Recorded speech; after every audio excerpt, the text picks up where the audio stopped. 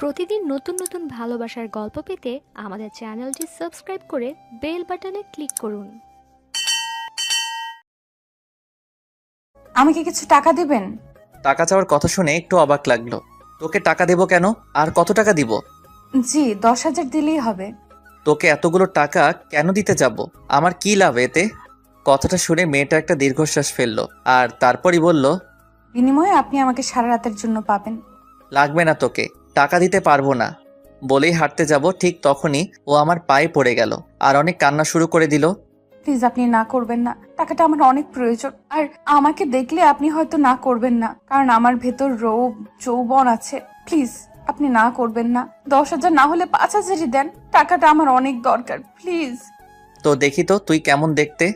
বলার পরই মেয়েটা বোরকার নিকাবটা খুলে ওর মুখটা বের করলো। মুখটা খুলতেই আমি কেমন অবাক হয়ে গেলাম। চেহারাটাতে এত পরিমাণ মায়া যেটা লিখে প্রকাশ করতে পারবো না। পূর্ণিমার চাঁদের চেয়েও সুন্দর এমন একটা মেয়ে কিভাবে নিজেকে টাকার বিনিময়ে এভাবে অন্যের হাতে তুলে দিচ্ছে, ভাবতেই অবাক লাগছে।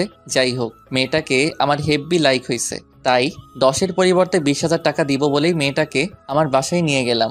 আজ সারা রাত ভোগ করব। এমন একটা সুন্দরী মেয়েকে ভোগ করব ভাবতেই মনের ভিতর কেমন খুশিতে নাচতে লাগলো। মদের নেশার চাইতেও তখন এই মেয়েকে ভোগ করার নেশাটাই আমার বেশি জাগ্রত হলো। যাই হোক, অযথা টাইম নষ্ট করা যাবে না, এবার গল্পে আসা যাক। মেয়েটাকে খাটের উপর ফেলে দিয়েই ওর উপরেই শুয়ে পড়লাম। ও বাধা দিতে গিয়েও পারল না, শুধু চোখ দুটি বন্ধ করে রেখেছে। আর ওর ঠোঁট দুটি তখনও এমনভাবে কাঁপতে শুরু করলো যেটা লিখে প্রকাশ করতে পারবো না। ওর কাঁপা কাঁপা ঠোঁট দুটি আবারও নিজের দখলে নিয়ে নিলাম। ও আবারও কেমন করে একবার আমার দিকে অসহায় দৃষ্টিতে তাকালো, তারপর আবারও চোখ দুটি বন্ধ করে ফেললো। ওর নাকের গরম বাতাস আমার মুখের উপর পড়ছে, পাগল করে তুলছিল আমায়। তখন ওই সময় ওর ঠোঁটের উপর আরো বেশি ঝড় বইতে লাগলো। ওর পুরো শরীরটা কেমন গলাকাটা মুরগির মতো ছটফট করতে লাগলো। আর তখনই মেয়েটা নিজেকে কেমন আমার কাছ থেকে ছুটিয়ে নিল। আর তখনই ও বিছানা থেকে উঠে রুমের এক কর্নারে চলে গেল। আর তখন ওর চোখ দিয়ে কেমন অশ্রু ঝরতে লাগলো। তারপরই আমাকে কাঁপা কাঁপা কণ্ঠে মেয়েটা বলতে লাগলো, আমাকে কি একটু সময় দেওয়া যাবে? যদি আপনি দয়া করে আমাকে একটু সময় দিতেন।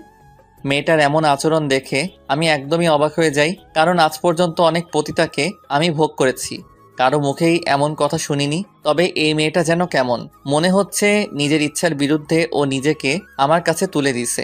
আর নয়তো আমি ওকে জোর করে তুলে এনে এগুলো করছি। তারপরও ওর প্রতি আমার কোনো মায়া লাগলো না, বরং রাগ হচ্ছিল। আমার খুব ভালো একটা মুহূর্ত নষ্ট করে দিল।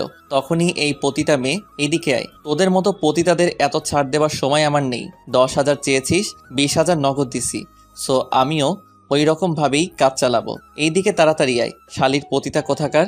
যতবারই মেয়েটাকে পতিতা বলেছি ততবারই মেয়েটা কেমন শিউরে উঠেছে। মনে হচ্ছে মেয়েটা প্রত্যেকবারই পতিতা নামক শব্দটা শুনে শক্ট খাচ্ছে। মেয়েটা গুটি গুটি পায়ে আস্তে আস্তে আবারও আমার দিকে আসছে। আর তখন ওর শরীরটা কেমন কাঁপতেই লাগলো। সুন্দর মুখখানা একদমই লাল বর্ণ ধারণ করছে, চোখের কাজল একদমই লেপটে গেছে। আস্তে আস্তে ও বিছানায় শুয়ে পড়লো আর বলতে লাগলো, আপনি আপনার কাজ শুরু করে দেন, এমনিতেই আপনার অনেক টাইম আমি নষ্ট করে দিচ্ছি। বলেই মেয়েটা কেমন অসহায় চোখে আমার দিকে তাকিয়ে আছে। সেদিকে আমার কোনো ভ্রুক্ষেপই নেই। আমার দরকার মেয়েটার শরীর। এত সুন্দরী একটা মেয়েকে কোনোভাবেই হাতছাড়া করা যাবে না, আমাকে ওকে ভোগ করতেই হবে। সুন্দরী মেয়েদের অহংকার অনেক বেশি, তাই তাদেরকে সুযোগ পেলে আমি কখনোই ছাড় দেই না। আর এর একটা কারণও আছে। যাই হোক, আমি সময় নষ্ট করব না। আমি আবারও বিছানায় গেলাম। আর তখনই ওর ফোনটা বাজতে লাগলো। আর ও তখন আমার দিকে কেমন করে তাকিয়ে আছে, মনে হচ্ছে ফোনটা ওর অনেক জরুরি। আর আমার ভয়ে সে ধরছে না। ফোনটা একের পর এক বাজতেই লাগলো। ও কেমন পাগলের মতো দিশাহারা হয়ে গেল, একবার ফোনের দিকে তাকাচ্ছে আরেকবার আমার দিকে। তখনই বললাম, এই পতিতা মেয়ে, ফোন ধর আর স্পিকার বাড়িয়ে দিবি। যদি তোর অন্য দলবল হয় তাহলে কিন্তু তোকে এখানেই শেষ করে দিব। ফোন ধরে লাউড দে। ও মাথাটা নাড়ালো আর ফোন ধরার অনুমতি দেওয়ার পর মেয়েটা অনেক খুশি হলো। চোখে পানি থাকার পরও ঠোঁটের কোণে একতরফা একটু হাসি ফুটলো। তখন মেয়েটাকে সত্যি পরিদের চেয়েও হয়তো বেশি সুন্দর লাগছিল। ফোন ধরতে ওপাশ থেকে কান্নার আওয়াজ ভেসে আসছে। মারে, তুই কই গেছস? আমি আর বাঁচুম না রে মা। ডাক্তার কইছে আমারে বাঁচাইতে হইলে মেলা টাকা পয়সা লাগবো, আর আমাগো তো এত টাকা পয়সা নাই। তুই তাড়াতাড়ি আয় মা। ডাক্তার আমারে হাসপাতাল থাইকা টাকার জন্য বার কইরা দিছে। টাকা দিতে পারলে আমার চিকিৎসা করব, নয়তো আর করব না। না মা, তোমার কিচ্ছু হইব না, আমি তোমারে বাঁচামু। তোমার কিচ্ছু হইতে আমি দেবো না, দরকার পড়লে নিজের শেষ কইরা দেবো। তবুও আমার বেহেস্তে টাকার জন্য শেষ হইতে দেবো না। তুমি একটু সহ্য করো, আমি টাকা নিয়ে আসতেছি। তুই কই রে মা? এই তো একটু বাইরে আছি, আর আমি আসতেছি। এত রাইতে তুই বাইরে কেন? ভালা মাইয়ারা তো এত রাইতে বাইরে থাকে না। আর তুই যদি খারাপ কিছু করস তাইলে কিন্তু আমি এখনই নিজের শেষ কইরা দিমু। না মা, আমি খারাপ কিছু করছি না। আসলে শহরে একটা আঙ্কেলের কাছে আসছি, উনি তোমার এই কথা শুনে অনেকগুলো টাকা দিছে, আর টাকাগুলো নিয়েই আসতেছি। আর অনেক দূরের রাস্তা তো, তাই আসতে অনেক দেরি হইতেছে। আমি আসতেছি মা, তুমি আরেকটু অপেক্ষা করো। বলেই ফোনটা কেটে দিল আর কেমন করে কান্না করতে লাগলো। বারবারই ও চোখ মুছে নিজেকে ঠিক করে আমার কাছে বিলিয়ে দিতে চাচ্ছিল, কিন্তু ওর চোখের পানি কোনোভাবেই থামছে না। ওর এই কথাগুলো শুনে মুহূর্তে আমি কোনো পাথরের মূর্তি হয়ে গেলাম। আমি কি করছিলাম? এমন একটা অসহায় মেয়েকে ছি আবিচ্ছি, তুই এতটা খারাপ কিভাবে হইলি? তুই তো একটা সময় এমন ছিলি না। তুই তো একটা সময় প্রত্যেকটা মেয়েকে অনেক সম্মান আর শ্রদ্ধা করতি। আর সেই আবিদ তুই কিভাবে মেয়েদের প্রতি এত নীচ হতে পারলি? ভাবতেই বুকটা ফেটে যাচ্ছে। ঘৃণায় নিজেকে শেষ করে দিতে ইচ্ছে করছে। হঠাৎই মেয়েটা বলে উঠলো, আপনার টাইম নষ্ট হচ্ছে তো, প্লিজ আপনি আপনার কাজ শুরু করুন, আমি প্রস্তুত।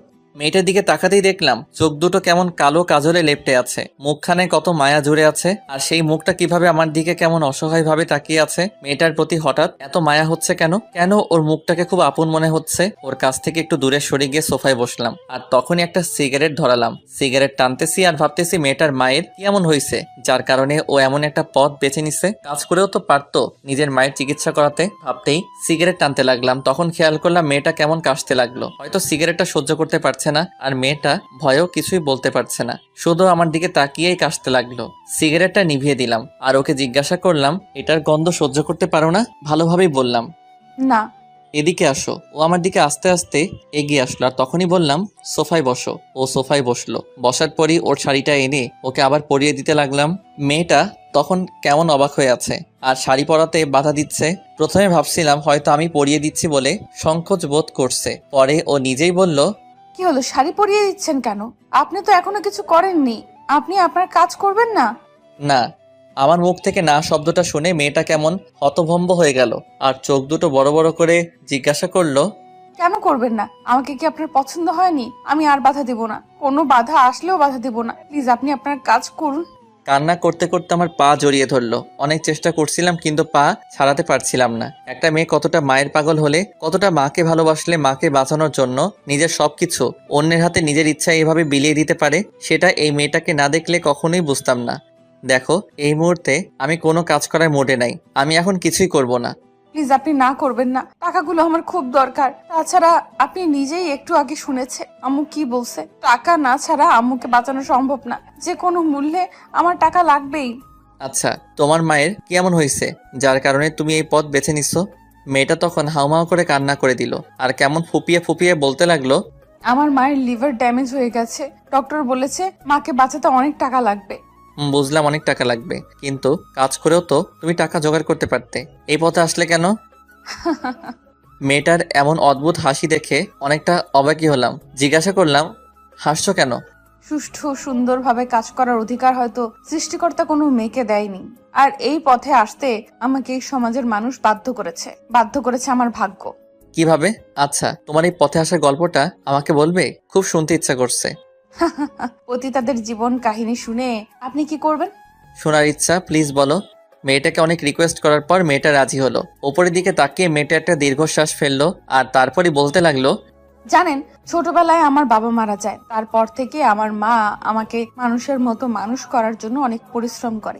নিজেই না খেয়ে আমাকে খাওয়াতো, নিজে কষ্ট করে আমার লেখাপড়া চালাতো। হঠাৎ করে একদিন বাসায় এসে দেখি মা অজ্ঞান অবস্থায় মাটিতে পড়ে আছে। তখন মাকে ডাক্তারের কাছে নিয়ে গেলাম, অনেকগুলো টেস্ট করালো। টেস্টের টাকাগুলো মানুষের কাছ থেকে ধার করে পরিশোধ করি, কিন্তু রিপোর্টের পর জানা গেল মায়ের লিভার ড্যামেজ হয়ে গেছে। এখন বাঁচাতে গেলে অনেক টাকার প্রয়োজন, কিন্তু আমার হাতে কোনো টাকা ছিল না। কিভাবে টাকা জোগাড় করা যায় সেটাই তখন ভাবতেছিলাম, কিন্তু কোনো উপায় পেলাম না। কেউ আমাদের পাশে এসে দাঁড়ালো না। চারদিকে শুধু অভাব আর অভাব, আর সবকিছু কেমন কদাকার। আমি তখন সবকিছুই অন্ধকার দেখছিলাম, কি করব বুঝে উঠতে পারছিলাম না। বলেই আকাশের দিকে আরেকটা দীর্ঘশ্বাস ফেললো। তারপর অসুস্থ মাকে বাসায় নিয়ে গেলাম। মা বলল ঢাকায় মামার বাসাতে আসতে, কারণ আমার মামা অনেক বড় লোক। হয়তো বোনের অসুস্থতার জন্য উনি আমাদের হেল্প করবে। মায়ের কথা মতোই সেদিন প্রথম এই ঢাকা শহরে আসলাম। মামার বাসায় যেতে মামা অনেক খুশি হয়, কিন্তু টাকার কথা বলতেই মুখটা কেমন অন্ধকার করে ফেলে। মুখটা অন্ধকার করে বলল আমাকে কিছুদিন থাকতে। উনি একটা ব্যবস্থা করবে।